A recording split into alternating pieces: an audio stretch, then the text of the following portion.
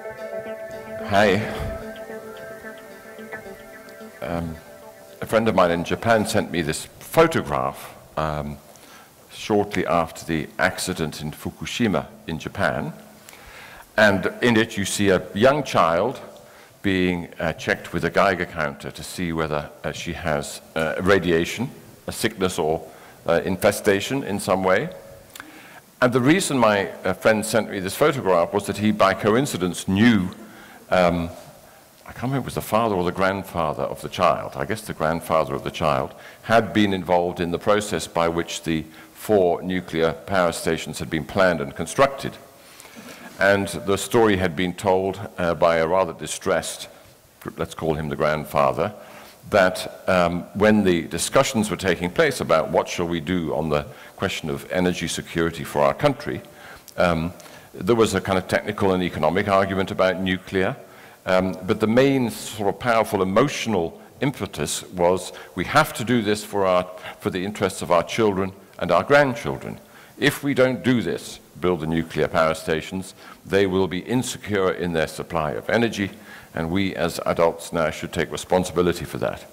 There were, of course, other interests involved, but the point is that here we are 45 years after that sort of debate was taking place, and there is the grandchild in whose interest that power station was built. And rather than enjoying security and the knowledge that power was freely and cheaply available forever, as was anticipated with nuclear, she's now going to wonder for the whole of her life whether she's going to be sick, infertile, or other terrible things that can happen with radiation accidents. And it's not that her grandfather and those people were bad and evil people. It's just that they were possessed by the notion that progress and modernity and power and energy intensity were natural features of life, and that therefore, of course, Japan must be energy independent. Of course, Japan must have perpetually increasing supplies of energy to be a modern country. And here we are after 1.5 generations, and that question, I think, if you asked them again today, would be answered in a different manner. And I'm showing you that as an example of a catastrophe that hits a country and shakes them very profoundly. In the case of Japan, it was energy and energy security. And the reason I'm so fascinated to be here is that you are one of the few places that have actually lived through the sudden collapse of a system that appeared to be certain, definite, and going forever forwards, namely the financial system. And insofar as I've got bad news today, it is that I don't personally think that a financial crisis has gone away at all, but it's also not the only challenge that we face in thinking about the purposes of innovation and design. Why are we here today is to consider for Iceland and other countries what are the kind of directions we want to get into, what priorities we have, and so on. And I think we just have to step back a bit from the earlier conversations today and say, do we actually have a clear picture about what kind of economy we want to create?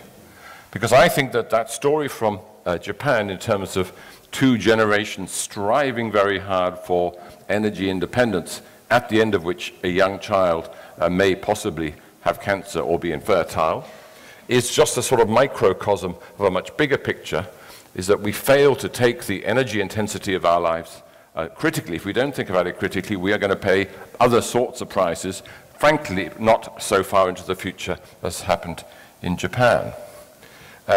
Just to be very kind of succinct about it, the features of life that are regarded as very normal and part of the things that we improve in small ways as designers or planners or investors, the transport systems, the health system, the food system, the internet itself, which, as you presumably know, since you're going to be a big part of that infrastructure if that proceeds, now 5, going towards 8% of global energy use, and that's without factoring in increases in the size of the economy.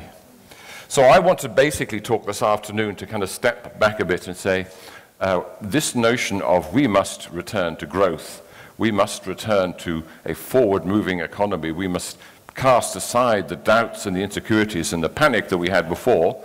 I'm not sure that actually is the wise way to think about what our next steps need to be.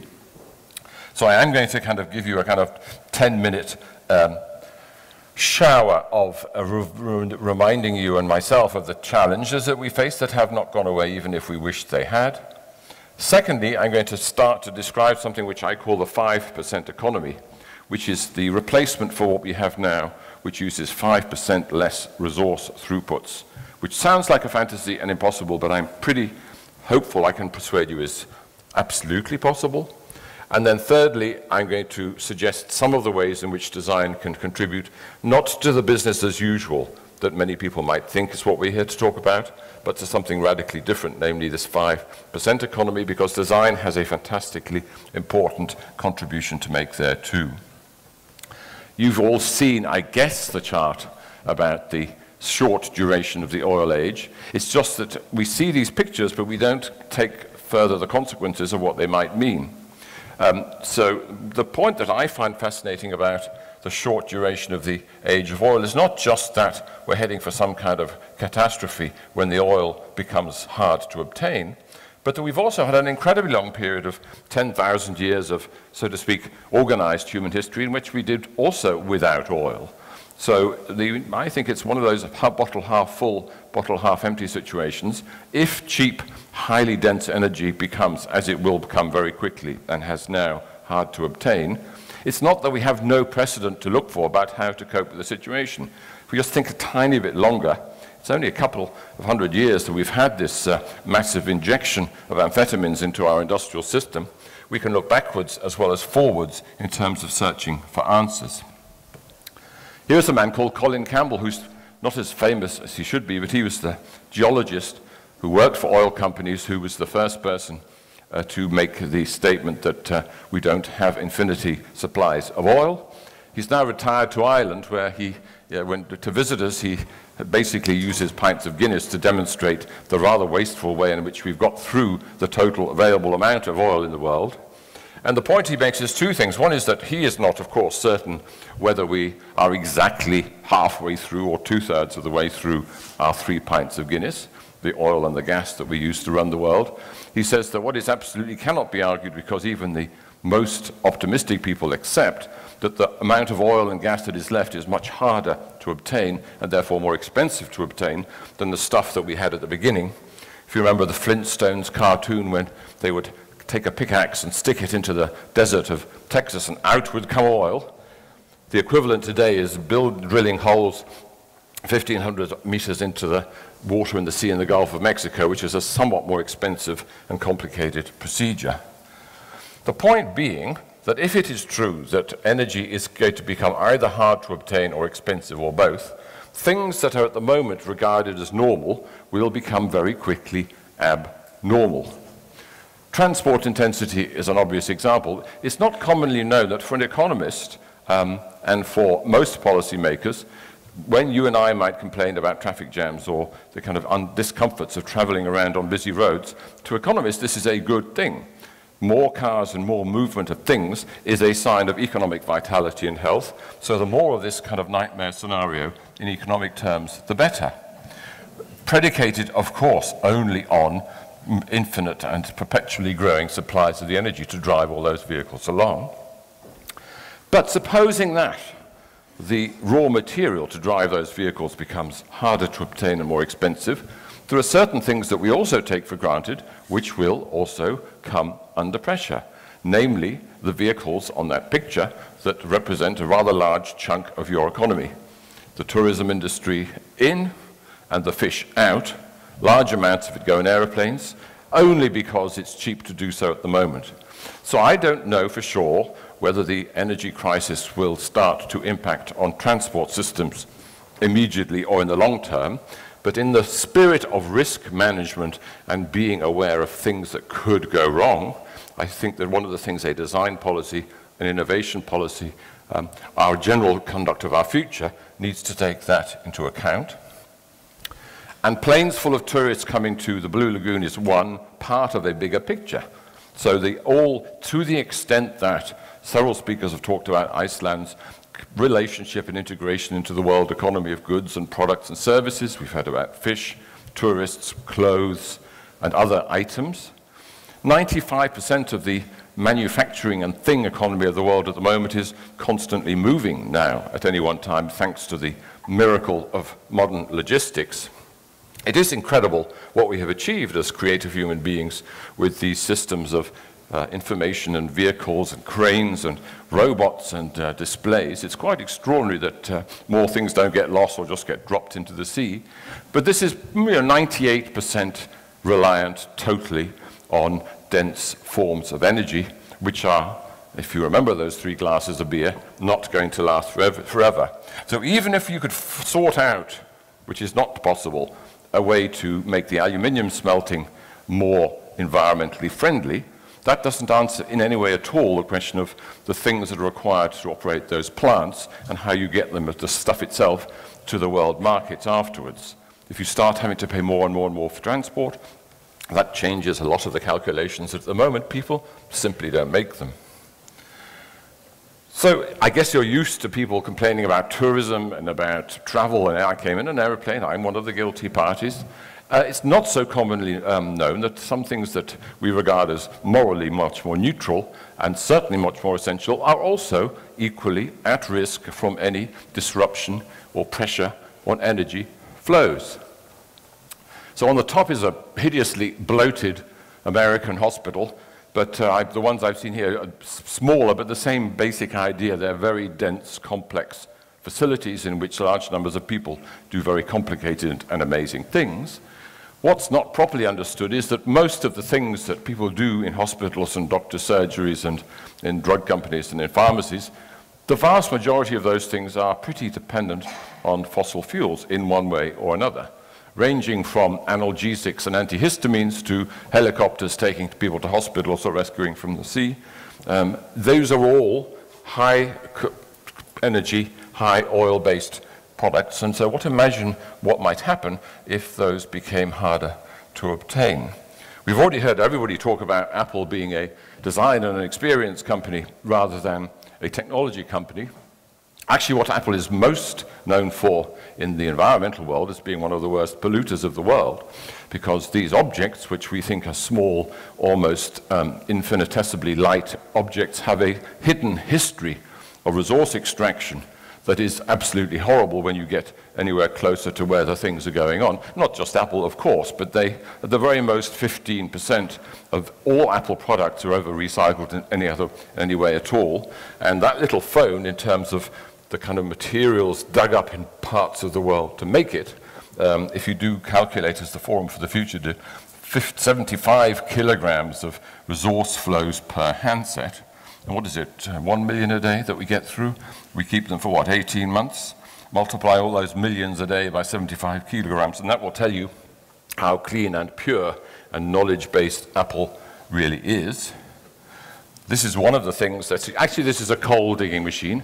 This is my favorite kind of horror story. It's a bit like the robots from Avatar, but it's actually, this is a real digger from Germany that goes around destroying the planet and murdering trees in large volume in order to get kind of low-lying coal. I think it's a disgusting thing, but I would like to have a go at driving it around. What I'd actually really like is to drive it to the Apple headquarters in Cupertino and they'll chop it into bits. It's called a Daxter or something. It's got it anyway. It's don't you think? I don't think it does many miles to the gallon. That's the other thing I can say for sure. But underlying this, and we can say this is terrible about the aeroplanes, terrible that we don't think about the fuel, terrible that we don't think about the impacts of all these industrial activities on the planet, which is our only source of life. The reason we do that, and I do not exclude myself, or better, we all do it in different ways, is that we as a culture, particularly as an industrial and modern culture, are mesmerized by 3 myths, the stories that basically shape all our actions without us properly understanding it. The first being the myth of limitless growth, the idea that we can grow the economy to infinity without any possible logical problem of being in a world of limits. We just have decided that there's nothing to worry about there, which is why every economist, every politician, every newspaper editor regards it as axiomatic that growth is good and not growth is bad, as you presumably have observed from different perspectives in your own experience over the last 3 years. It's connected to the myth of action without consequences. I will design a phone because it's cool. I will open a cheap airline taking people from Australia to Iceland to sit in hot tubs of hot water because there's a market for it. We all do it in different ways. The point is, nowhere in the kind of natural tendency to be creative and innovative does somebody say, by the way, what might the consequences be if you do that? It's just not in the culture, it's not in our imaginative framework. We don't even think about it for 1 second. And it all goes back to the beginning of the modern age itself, when we persuaded ourselves that man, is superior from above and separate from nature and the world that we are part of, which is the Enlightenment, the scientific project, and everything that we now regard as the benchmark of correct and sort of grown-up behavior, is actually one of the myths that causes us to behave in this, frankly, suicidal way. So we have kind of practical problems as well as this cultural one. And most people are obsessed by different bits, but when you write them all down in a list, you think, oh my goodness, there's all sorts of different things. So a lot of people worry about polar bears and drowning on ice floes, which polar bears, of course, go into the city and eat tourists. They don't wait around to drown on ice floes. So there are people who are worried about those different things. But when you put them all together, you get a rather alarming picture, namely that they all seem to be getting worse all at the same time. And very curiously, all those trends into disaster areas are accompanied pretty much pro rata by other aspects of the life support system called the planet getting worse, whether it be water, biodiversity, marine, and so on, which is why the wonderful guys at Adbusters came up with this metaphor as the economy of GDP, the economy of growth, as a doomsday machine economy.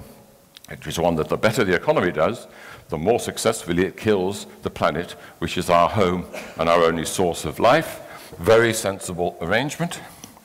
And which is why people like John Michael Greer and others write books about the declines and deaths of civilization. And one of my questions was going to be, is whether you think, having gone through one of those dips 3 years ago, that things are maybe leveled out a bit. So in terms of scaring you and myself, what Greer says that for every civilization, most of which collapse because they extend their energy base in one way or another, they don't just stop instantly. They go bouncing down a hill a bit like a wagon with things flying off. But you have whole periods of time when things become calmer and maybe the worst is over. But his observation is that no, actually, the worst is not over, and there are other bumps to come. This is not an exact forecast of the other bumps to come, but it's just a description of the idea that maybe we're not through the worst. To which you may say, what am I supposed to do with that information? And a lot of people are very scared in different places. You were scared, maybe you're less scared now. I've been very scared, and I go through periods of thinking, this is, we're all still here, those of us that are still here. But I think it's incumbent on me, people who confront people like you with this litany of difficult situations, to say, well, do we actually just give up, or are there ways to be optimistic? And I have recently been called the happy doomer, because I actually am a doomer. I believe all these very bad things are real, but I at the same time choose to find cause for some hope in the fact that there are alternative ways of organizing the world are emerging all over the place, which, for the sake of an exercise, I've called the 5% economy, because the scientists and the IPCC people and the experts from everywhere, from the Wuppertal Institute, say that we have to, in order to have a sort of vaguely equitable and balanced presence on the planet, we in the so-called advanced countries should use 5% of the resource flows that we use at the moment, which is rather a sort of dramatic drop. And normally when people hear that number, they say, well, okay, therefore we are definitely finished, because there is no way that we can live with 5% of the resources that we have at the moment. How can you bring plane loads of people in aeroplanes to your tourism industry on 5% of the resources? It can't be done. Well, actually, maybe it can. people are starting to write kind of grown-up books, not just fairy tales or kind of fanciful ideas like I do, but people are writing serious books about what the features might be of an economy using far less resources than we have now. And what they basically all talk about in different ways are these very abstract words like happiness, well-being, prosperity, or resourcefulness, which for any designer or engineer is always a bit of a challenge, because what am I supposed to, how do I design prosperity or resourcefulness? It's not a very helpful step, except that it's a start. And what I want to do for the second bit of my talk is to give you examples of where, in reality, people today are creating a sense of well-being, a sense of purpose, a sense of progress, using 5% of the resources that we use otherwise. So let me start. I rewrote this morning because it's so obvious, having talked to people, and my in-depth knowledge based on, I think, 20 hours in Iceland, that people coming and going in aeroplanes, whether they be tourists or fish, is a big part of the economy. And I think this is pretty obvious that this will be one of the casualties of the energy crisis to come. So what could one possibly imagine by way of a 5% tourism industry? This is probably the most far-fetched of my 4 examples, but I'm starting with the difficult one. Firstly, it is possible to go from A to B in ways that are much less wasteful of the vehicles concerned. I think it's a problem about aeroplanes, but everything to do with ground transport. As you may know, the average car sits idle for 90% of its life, and that if one could optimize the way that we use cars and other vehicles, actually we could be probably at least 95% more efficient. If you then start to imagine sharing rides, sharing vehicles, going over land and reducing speed, it is possible to make very dramatic savings in the impacts that we have. So what you see here are 3 existing, emerging services. These are web-based services which are beginning to answer that need for radically changing the efficiency with which we move around.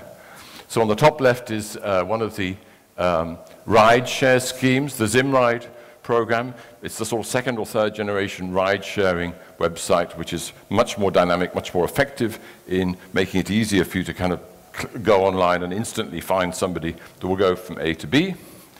On the top right is Airbnb. Do you know about Airbnb? It's 2 graphic designers from Pratt Institute in New York thought, being poor and unemployed graphic designers, why don't we make a website so that we can sleep on people's unused floors and rooms when they're not there? It's a bit like couch surfing. But they got Airbnb. It's like Airbnb came 2 years after couch surfing, and now they've just got $200 million to do the next generation of Airbnb. B means bed and breakfast. It's just going boom. And they basically, you go to somebody's private house and rent a room by the day because the room is empty. And what the service does is basically connect somebody who wants to sleep with somebody who has an empty room. This is called resource efficiency, and puts them together, and Airbnb takes a couple of dollars or less from the transaction. And that's just an example, sharing rooms, sharing vehicles, sharing rides. There's dozens of these out there now. I'm sure you have them here in Iceland. None of these existed, 5 years ago? But they've become the infrastructure of sharing resources. It doesn't answer the question of air travel, but I'll come to that in a moment. The second thing is a change of culture. If you remember the myth of progress, the fact that we don't think about the consequences, there's a very widespread sense in which just traveling for 4 days, long distances in order to pamper yourself is really probably a limited part of the kind of answer to that we have to have. People want to have meaningful journeys and meaningful experiences. And there's an absolute boom in people going to learn about things that we think are lost knowledge, permaculture being an obvious example. It used, 4 or 5 years ago, there was 6 places in the world where you could go and study permaculture. Now there are dozens of them, and they're growing up everywhere, and they're very, very popular with young people who are saying, I don't actually want to go and do a marketing degree, I want to go and study permaculture. These are kind of active things. And this has the consequence, which I think is the bit that begins to maybe connect with what you might regard as reality is that the notion of traveling for like 2 days is changing to traveling for weeks and months, partly because there's a lot of people out there with more time, but also that the notion that you can have a meaningful journey without spending time in a place, learning from it, giving back to it, is something which I think is transforming travel patterns, certainly amongst the under 30s that I know. So you have something like HelpX, which is a global site started in New Zealand, which matches people who want to volunteer either on a farm or on a aid project or whatever with a site or a project. And it's a very interesting idea because it basically allows the project can rate the quality of the volunteer, and the volunteer can rate the kind of experience they have. So you have a kind of quality raising mechanism, very simple web-based application, whereby people go to a place for a few months rather than for a few days. And when you do that, you can start to kind of reduce the travel impacts per visit in quite a dramatic manner. So it doesn't answer the question of planes, because I think the question of planes will be answered by energy prices, and they will just become unaffordable. Therefore, of course, the super rich will continue to go them. Some of them will come here. But for the kind of mass market, we will start to travel more slowly on various forms of overland vehicles, especially coaches. And that combines with a cultural shift to make this a positive step. We travel more in a kind of more mindful way, to have a better experience, to actually learn when we get there. That provides the basis for a different way to think about tourism than as a kind of mass commodity business. Now, this is a tough one. This is actually not as tough as it looks. So it is actually true that the vast majority of the sort of equipment in the world's health sector is oil-based, too expensive, long-lasting, thrown away after one use, insanely expensive and wasteful. But it is actually possible to achieve 5% health, because it already exists in the world. By 5% health, I mean outcomes in terms of life expectancy, infant mortality, the incidence of chronic disease per dollar spent. And some of you may have seen this article in Science magazine last year, demonstrating in a very kind of serious and grown-up way that Cuba, which spends actually a bit less than 5% per person on health than the United States, achieves pretty much the same outcomes in terms of how long people live, how, infant mortality and so on. So the red triangle there is Cuba. There's the United States on the far right. It's actually worse than that, and X is my best guess as to where Finland is located. How do they do that? They don't actually have all those expensive high-tech hospitals. What they do is they spend their 5% on things that are known by all of us intuitively to have the biggest impact overall on health outcomes, namely primary health care, that is to say, things that happen before you get sick, maternal care, nutrition, clean drinking water. That is where Cuba has for 45 years put most of its resources. They actually have more doctors per person than the United States, but the doctors are paid about $300 a year, so it's going to be a hard one to sell. But my proposition is that the high energy, high entropy US system will collapse of its own accord. It's pretty obvious that cannot go on. But it's therefore not that we have to do some miracle design and innovation activity to achieve a health system which is effective for 5% of the cost. It already exists. We have to go there and find out how they did it. And this is where you get a nice kind of correlation between health and well-being in general. So this proposition that instead of products and services innovated like crazy, we actually start to create well-being as an object of our economic activity, this is very similar to this health thing. So the red dots on that chart basically represent the point at which people consider themselves to be happy and satisfied with their lives. And what you see in that chart is that beyond 10 or 15,000 euros, this is a European number, people don't get much happier. They get richer, they spend more money, but actually more cash, more throughput, more possessions, more kind of material intensity in your personal life does not make you happier. So it is actually, therefore, already the case that one can achieve that. It's just a question of some small cultural adjustments. The other way in which care why has that disappeared? Okay, the other way in which one can achieve 5% of health outcomes for low money is that it's happening in most of the world already. 90% at least of the care of sick or disadvantaged people takes place outside the hospital and outside the doctor's surgery. It's you and me, anybody here who has a sick relative of any kind or somebody with a disability, most of the time, you and I and they themselves co-create their care. And then maybe once or twice a year you go to the doctor for 15 minutes for a checkup. That 15 minutes costs like 1,000 times more than the kind of 80 hours a week that the average person spends looking after somebody with dementia. And this plays across the board of the very real difficulties that we have as a society: social care for adults, elderly people, mental health, and so on.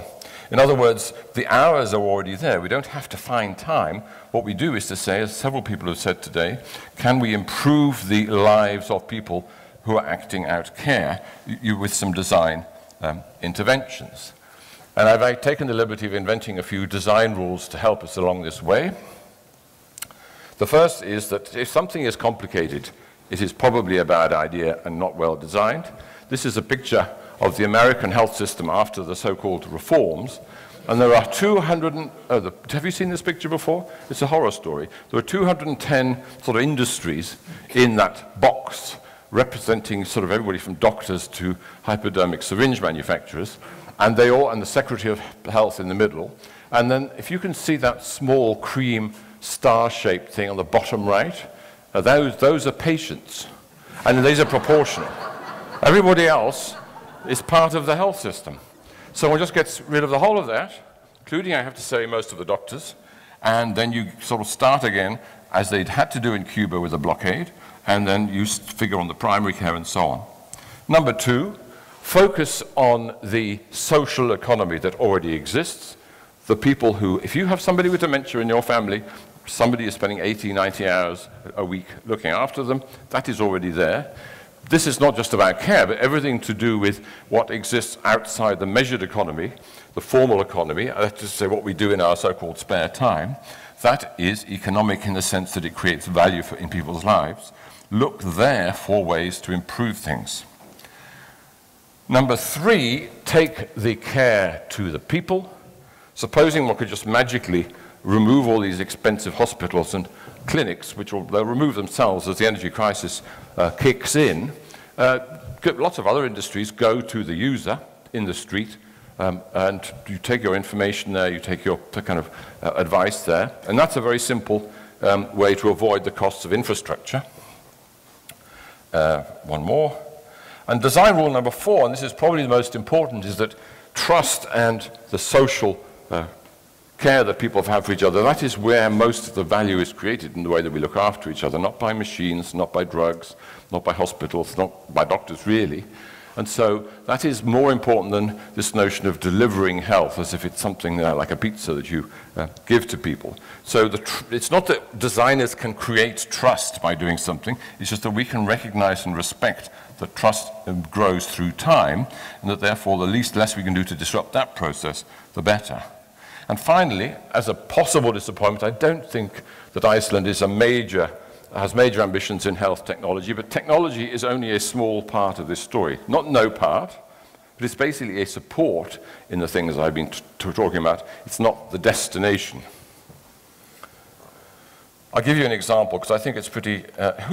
what time did I start and when did I finish? I completely forgot. Who's in charge of...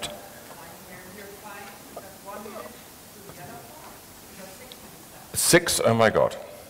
Okay, so, but I can't rush through this too much, but dementia, I think, is something which brings all these stories together about achieving social progress without having the resources in terms of energy and stuff to do so. 700,000 UK citizens suffer from dementia. Everybody's panicking about 3 million people involved. Question, how will the government look after all the old people with dementia? All over Europe, this question is being posed. I guess it's the same here. I know the answer. Do you know the answer? It won't, because it can't. It is not feasible under any circumstances that governments, even before the crisis, are going to suddenly find some way to look after people with dementia, because governments can't do anything of the sort. What one can do is to say, given that people are doing it already, what are the different steps that one could take as designers and innovators and all of that to improve the lives of people with dementia and their carers? And that's indeed what we did in a project in England, which are called DOT.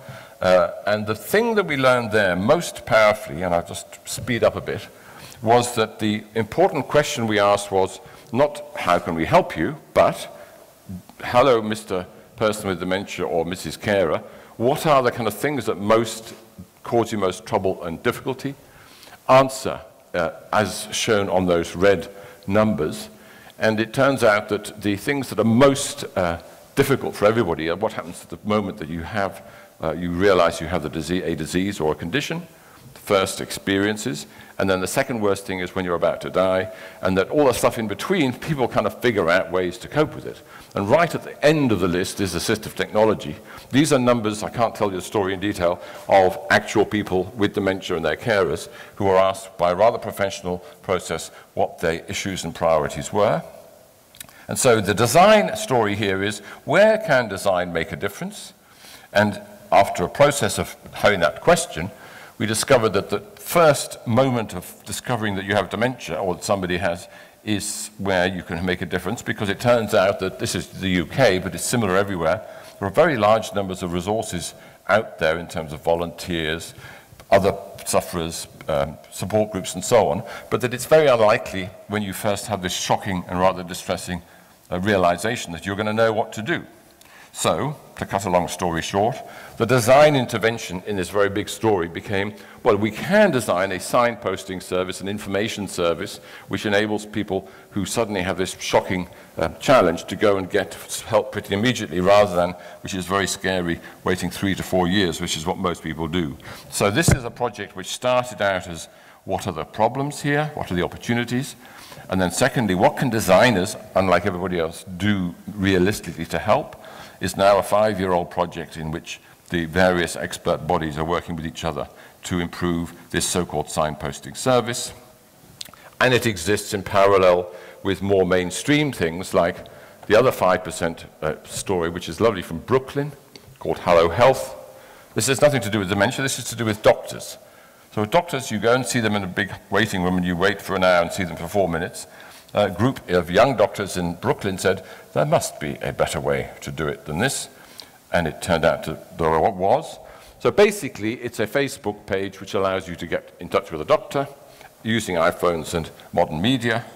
You just have to look up Hello Health. But basically, you look on the page, decide, see a doctor you fancy that could be helpful for you, make an appointment, you agree a shared place using maps and so on, and you have some kind of way of agreeing a price, and then the doctor and the sick person meet each other, maybe on a bicycle, maybe in Starbucks, for like 1/50th of the cost of the same meeting between two people if you go to a hospital. It's the same doctor, same patient, just remove the hospital from the picture, and that is actually what they've started to do in Brooklyn, and there's now 30 or 40 places piloting that same story.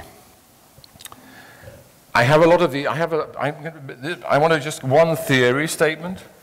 Resilience and well-being are properties of a social ecosystem. They are not something you deliver, like a pizza. So that is, I said it, I'm going to say it again, because the design kind of mind and the design process is about delivering results and outcomes and things.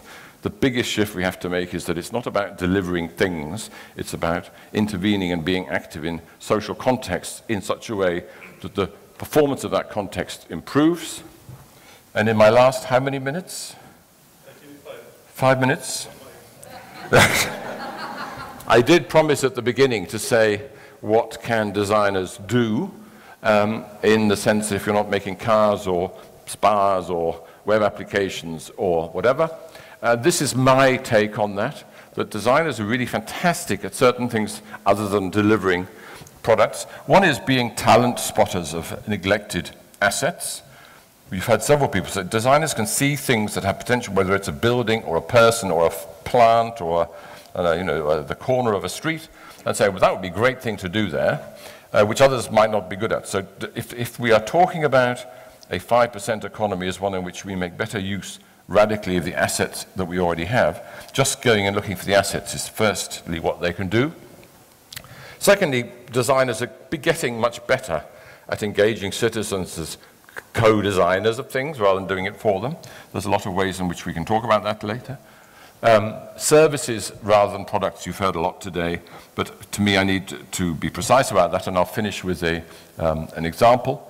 But most importantly, that designers are really good at connecting people to each other, rather than just saying, not very few designers sit in dark rooms, well, many of you are designers, coming up with the answers. The main reason you design is such a fun activity is you have to go and look for people to help you solve problems.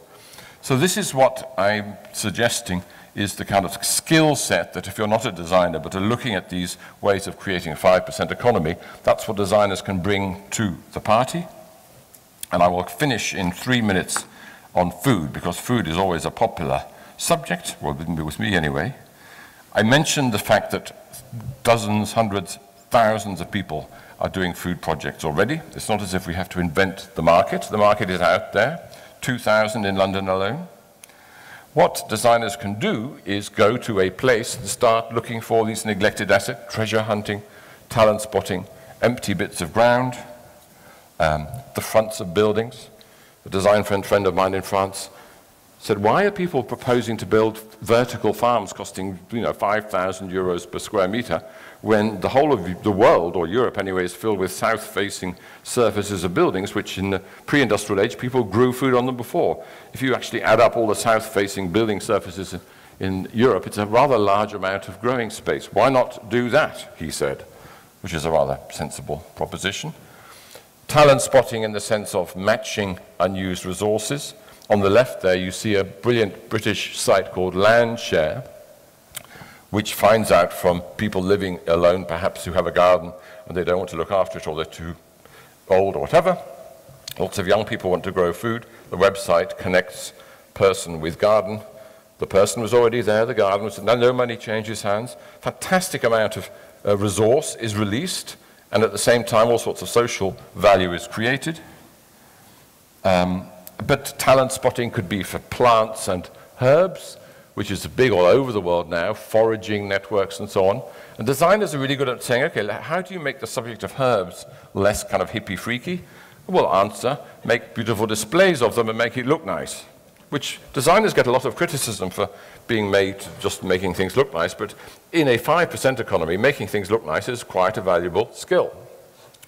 Particularly when you connect it to a business like herb remedies and teas and so on, which are basically ways to create nutritional experiences out of basically water and plants that are growing there already.